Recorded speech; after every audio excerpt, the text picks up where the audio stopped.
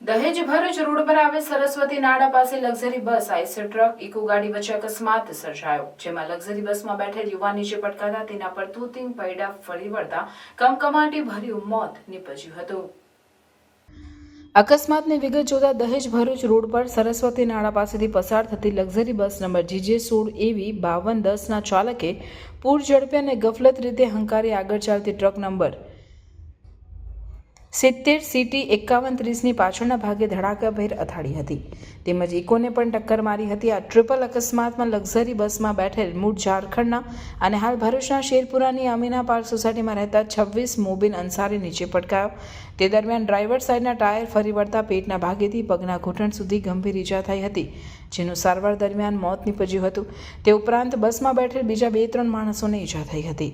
અકસ્માતના પગલે લોકટોળા ઉમટી પડ્યા હતા અને વાહન વ્યવહારને પણ અસર થઈ હતી।